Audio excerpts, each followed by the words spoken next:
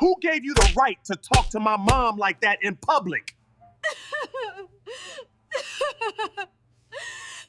The slap didn't come with a warning.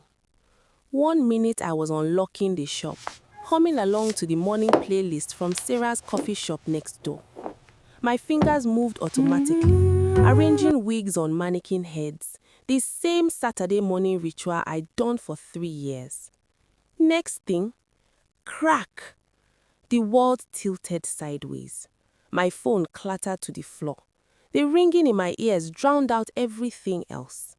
I touched my cheek slowly, trying to make sense of what just happened. The skin was hot, burning. My vision blurred with tears I refused to let fall. "Don't ever embarrass my mother like that again," Daniel's voice cut through the ringing. But it sounded different, distant, like he was speaking underwater.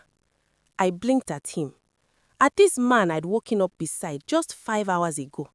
The same man who'd kissed my forehead and said "I love you" before I left for the shop. Embarrass? The word came out smaller than I intended.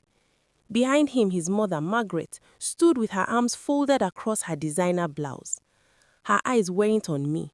They were scanning my shop. The new shelf I'd installed last month, the POS machine I'd saved 6 months to buy, the ring light I'd gotten for my wig videos. Cataloging, calculating. "She asked you for money," Daniel continued, stepping closer. His chest was heaving like he'd just ran a marathon, like he was the one who'd been struck. "And you said no? In public? In front of everyone at the plaza?" A small laugh escaped me. It sounded wrong, shaky, unfamiliar. "She didn't ask me, Daniel. She told me in front of Karen from the boutique and the nail salon girls that I should give her $5,000, like I'm her personal ATM. Margaret hissed through her teeth. The sound cut through the air like a knife. "After everything my son has done for you, everything this family has sacrificed?" There it was. That line. The one that had haunted our marriage like a ghost I couldn't exorcise. "After everything we've done for you." I'd heard it when they moved into our 2-bedroom apartment temporarily 8 months ago. I'd heard it when his younger brother needed a small loan for business that never materialized.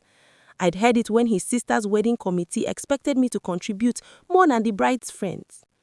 I folded my arms slowly, trying to steady my hands, trying to find my voice in the chaos. "Your son is my husband," I said quietly, "not my sponsor, and I'm his wife, not the family's ATM." The temperature in the room dropped. Daniel's face changed. The man I married, the one who used to laugh at my terrible jokes and hold me during thunderstorms, vanished completely. What stood before me now was a stranger. "Pack your things," he said. His voice was cold, flat, dead. "Before evening." I stared at him. "What?" "You heard me." He pointed at the wigs, the shelves, the POS machine, the entire world I'd built from nothing. "My cousin Jessica is coming to take over this shop." The words didn't make sense. They bounced off my brain like stones on water. "Take over my shop?" "This family invested in you, Grace. Everything you have because of us, because my son gave you a name, respect, a place in society." Something cold settled in my chest. Not anger, not even shock, just clarity. Terrible, absolute clarity. "Invested how?" I heard myself ask. My voice sounded different now. Calm, almost curious. "By moving into our apartment rent-free? By eating the food I cook? By stressing me every weekend with one emergency or another?" Daniel's hand flew up again. This time I didn't flinch. I just looked at him, really looked at him. And he stopped, mid-air, his hand trembling with barely controlled rage. "Don't push me," he warned. But something had broken inside me, some dam I didn't know existed. I reached for my phone. The screen was cracked from the fall, but it still worked, and opened the camera. "Say it again, Margaret," I said quietly, pointing it at her mother. She froze. "What are you doing?" Daniel frowned. "Nothing," I replied. "Just documenting, in case I forget how today went, in case I start doubting myself later." Margaret's face twisted. "You see this girl? This is the disrespect I've been talking about. But I kept recording. Daniel laughed. It was an ugly sound. Record anything you want. By evening, you'll be out. Everything you see here, he gestured around the shop, belongs to this family now. I lowered my phone slowly. Looked at him. Really looked at him. Then I said the words that changed everything. You are overreacting. Daniel's eyes narrowed. Say that again. I said you are... No, his voice dropped to something dangerous. Say the part where you think I'm stupid. Silence. Heavy, suffocating silence. Margaret shifted uncomfortably. I picked up my bag, my keys, my cracked phone. Okay, I said simply. That single word seemed to confuse them. Okay, Margaret repeated. Yes, I said, walking toward the door. Okay. Behind me, I heard Margaret say, She will be back. These modern girls always come back begging. I didn't turn around. I just kept walking.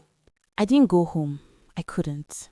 Instead, I sat in my car in the parking lot of the plaza for 20 minutes, hands gripping the steering wheel, trying to breathe, trying to think, trying not to fall apart. My phone buzzed, a message from my sister, Claire. Daniel's cousin just posted on Facebook that she's taking over a weed shop downtown. Is that your shop? My hand started shaking again. They were already celebrating, already moving on, like I was nothing. Like 3 years of marriage and 4 years of building my business meant nothing. Another message. Grace, talk to me. What's going on? I called her instead. Claire. My voice cracked. I need a lawyer.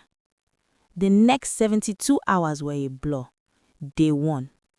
My sister connected me with her friend Jennifer, a family lawyer who specialized in cases like mine. First things first, Jennifer said, spreading documents across her desk. The business. Is it registered in your name or joint? Mine, sole proprietorship. I registered it before we even got married. She nodded, making notes. Good. What about the shop space? I rent it directly from the landlord, my name on the lease, my account for the payments. Even better. Now, did Daniel or his family contribute any capital to the business? Any documented investment? I thought about it carefully. Really thought about it. No. He gave me $2,000 when I started. I paid him back within 3 months. I have the transfer receipts. Jennifer leaned back. Grace, do you have access to your joint account statements? Yes. Why? I need you to print the last 18 months. Everything. Every withdrawal. Every transfer. Can you do that today? Yes, but... Do it, she said firmly. And don't tell anyone. Not your friends. Not family, definitely not Daniel. Day 2. I sat in a FedEx office at 11 p.m., logged into our joint account, and started downloading statements. At first, I was just following Jennifer's instructions. Then, I started actually reading the transactions, and my blood ran cold. Transfer to Margaret Thompson, $3,200. Transfer to Margaret Thompson, $4,500. Transfer to Margaret Thompson, $3,800. Margaret, his mother. I scrolled further. Transfer to Margaret Thompson, $5,000. Transfer to Margaret Thompson, $7,500. The dates were everywhere, sometimes twice a month, sometimes weekly. My hands wouldn't stop shaking as I calculated the total. Over $75,000 in 1 year. From our joint account, the account I'd been depositing my shop profits into, thinking we were saving for our future. I thought about all the times I'd wondered why we never seemed to have money despite both of us working. All the times I'd skipped buying new equipment for the shop because we need to save. All the times I'd eaten ramen for lunch to cut costs, while he was sending thousands of dollars to his mother. I printed everything, triple copies. Day 3. I didn't sleep that night. Instead, I made calls. To my 2 biggest customers, Linda, who bought wigs in bulk for her beauty supply stores, and Ashley, who owned a salon chain. I'm relocating the business. New location, better space. I'll send you the details next week. Finally, Linda said, that shop was too small for your inventory anyway. The lie came easily, too easily. Then I called my landlord. Mr. Peterson, I'm terminating my lease. Family emergency. I'll send the notice formally, but I need to move out today. Today? Grace? I'll forfeit this month's rent. I just need to move, please. A pause. Is everything okay? It will be. By noon, I'd rented a U-Haul. By 2 p.m., I'd hired 3 guys from a moving company. By 4 p.m., every single item was gone. Every wig, every mannequin head, every shelf, every mirror, the POS machine, the ring light, the customer waiting chairs, even the small fridge where I kept water and drinks. Everything. The shop looked like it had never been mine at all. Just empty walls and dust. I swept the floor one last time. Then I placed a white envelope in the center of the room and I locked the door. I wasn't there when Daniel arrived with his cousin, but Sarah from the coffee shop called me. She'd been watching from next door.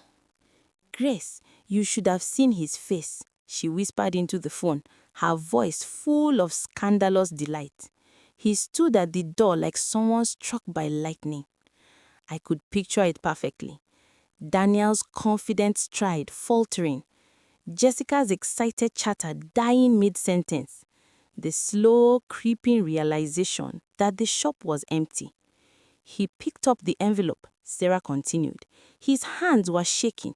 Even his mother couldn't talk. She just stood there, opening and closing her mouth like a fish. Thank you, Sarah. Grace, what did you put in that envelope? I smiled. The truth. Inside the envelope were 3 things. 1. A letter from Jennifer's law firm.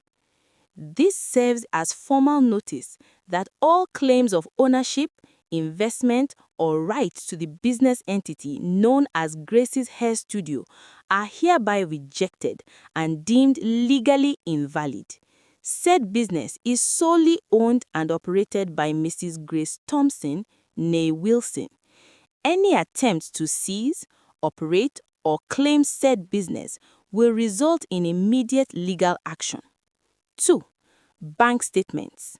18 months of highlighted transfers, every single payment to his mother, with a yellow sticky note that said simply, "This is where our savings went." 3. A handwritten note. Daniel, you called me disrespectful this morning. You said your family invested in me, but I was the one funding all of you. I didn't need to spy on you. I just needed to pay attention. I'm done being silent. Grace. No divorce papers yet. Jennifer had advised against moving too fast. Let him sweat first, she said. Let him realize what he's lost. Desperate people make mistakes, and we need him to make mistakes. Daniel didn't call that night, or the next day. For the first 48 hours, there was only silence. I moved into a small studio apartment in a different neighborhood, temporary until I figured things out. My sister helped me set up the wigs in the spare corner. It wasn't a shop yet, but it was mine. On the 3rd day, my phone rang at 6 a.m. Unknown number. Hello? You witch! Margaret's voice, shrill, desperate. You've destroyed my son. He can't eat. He can't sleep. What kind of wife are you? I should have hung up, but something made me stay on the line. The kind who pays attention, I said quietly. You think you're smart? You think you can abandon your marriage and nothing will happen to you? I will deal with you. I will make sure. I hung up. My hands were shaking, but not from fear, from rage. Pure, clean rage. How dare she? After everything, after the stealing, the manipulation, the slap, how dare she? I called Jennifer. File everything, I said. The divorce, the fraud case, everything. Grace, are you sure? Once we start, I'm sure. 4 days later, Daniel showed up at my sister's house. Claire called me panicking. He's outside. He's crying. What should I do? Don't let him in. I'm coming. When I arrived, he was sitting on the front steps. His clothes were wrinkled. His eyes were red and swollen. He looked like he'd aged 10 years in 1 week. He stood up when he saw me. "Grace, please." I stopped 3 feet away, close enough to hear, far enough to run if I needed to. "Please what?" His voice was hoarse. "I'm sorry. I'm so sorry. I didn't mean—" "You didn't mean to slap me?" I asked calmly. "Or you didn't mean to get caught stealing from our account?" He flinched. "Both. Neither. I don't know." He ran his hair through his hair. "I was under pressure. My mother, she kept saying you didn't respect the family, that you had money and acted like you didn't, that you were selfish. So you believed her.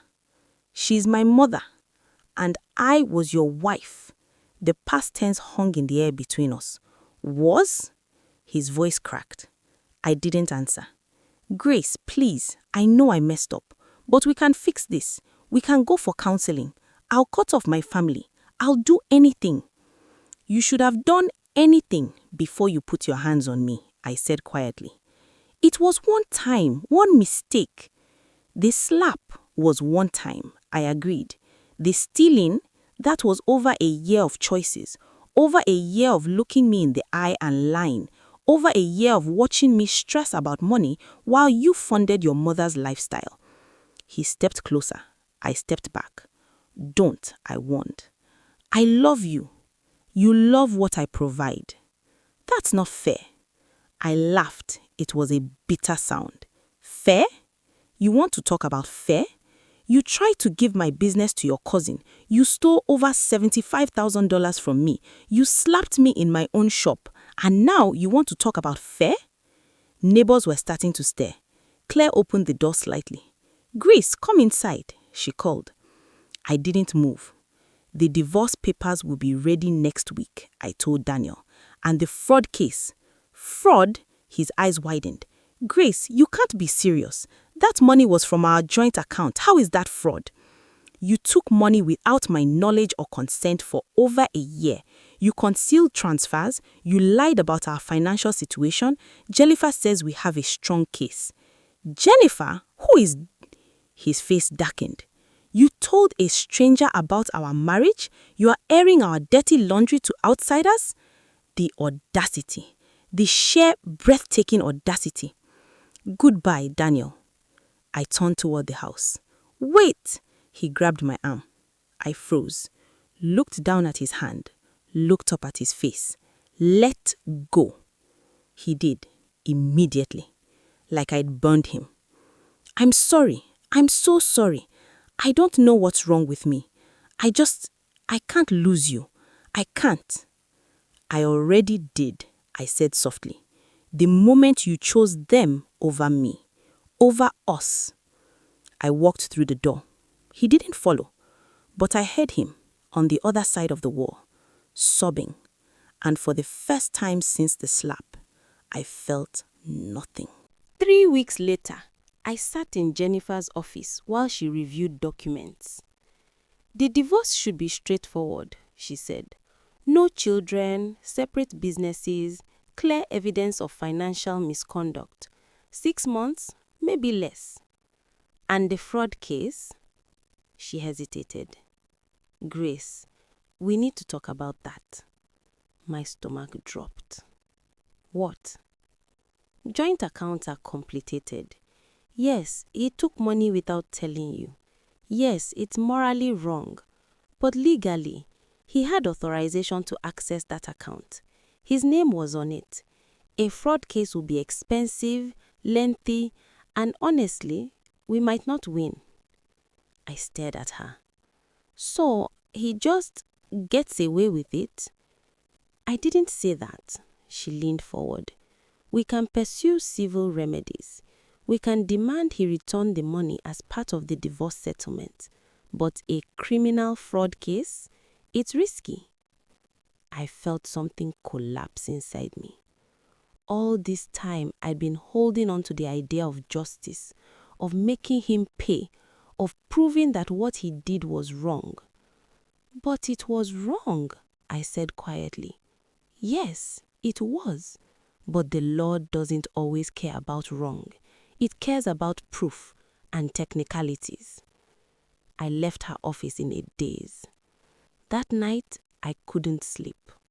I kept thinking about the money, about the lies, about the slap, about the fact that Daniel might never face real consequences.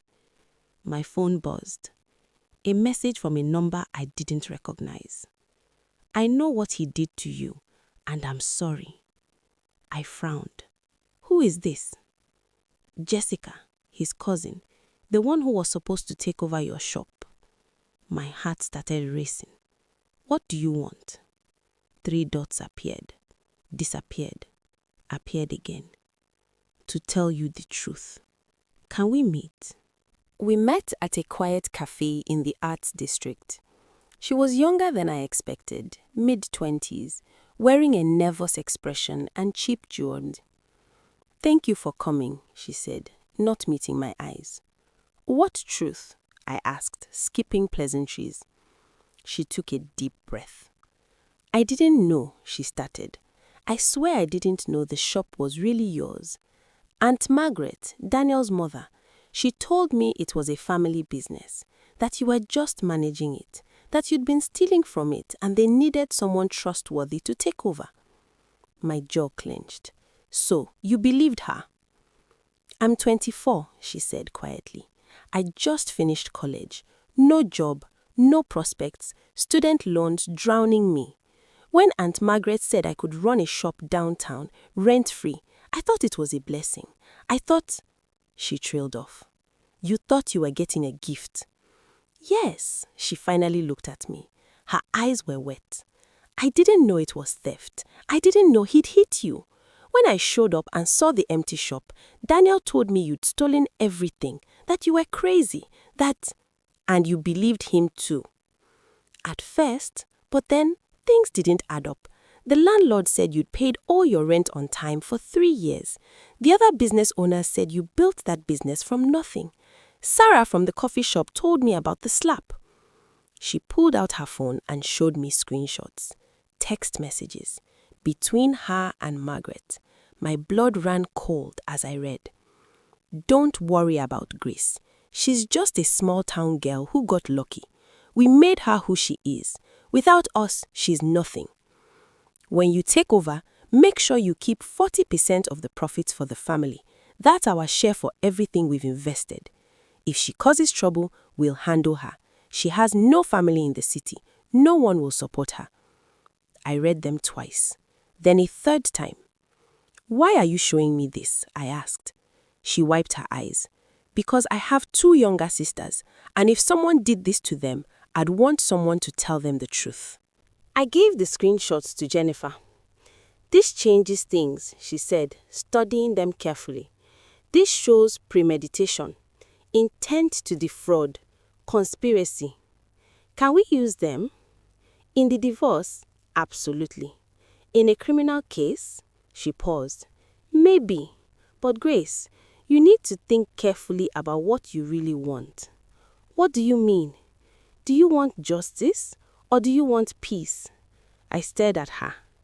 Can't I have both? Rarely, she set down the phone.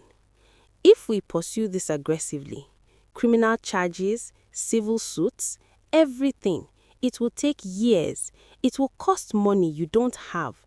It will drag you through courts and media and family drama.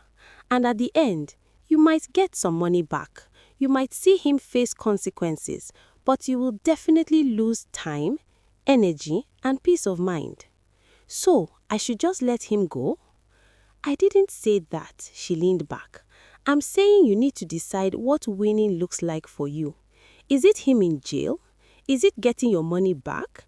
Is it just being free? Because you can't always have all 3. I went home and thought about it for days.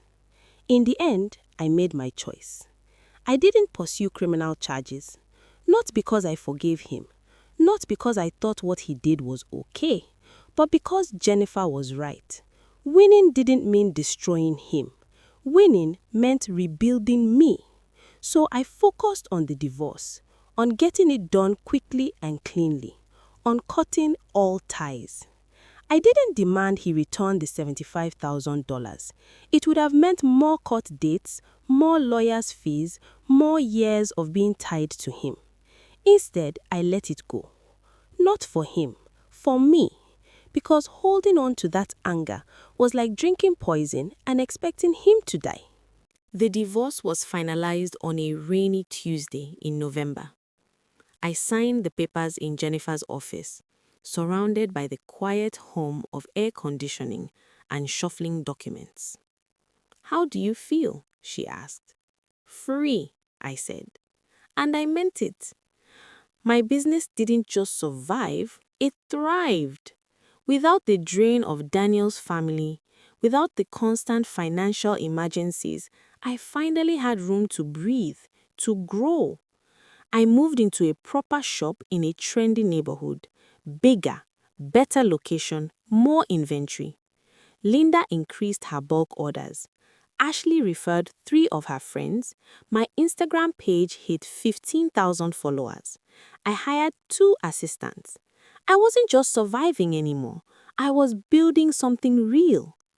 I heard through the grapevine that Daniel moved back in with his mother, that his job performance suffered and he got demoted, that Jessica refused to even speak to him after learning the truth, that he tried dating someone new but it didn't last. Part of me, a small, petty part, felt vindicated. But mostly, I felt nothing. He was just someone I used to know. What I learned.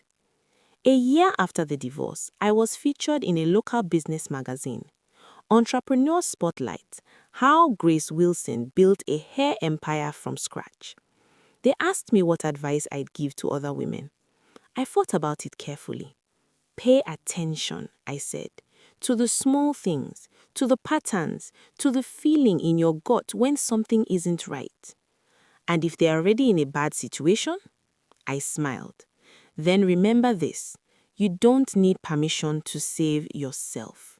You don't need anyone's approval to choose peace. And you definitely don't need to set yourself on fire to keep someone else warm. The interviewer scribbled notes. "Any regrets?" she asked. I thought about the slap, the betrayal, the $75,000 I'd never see again.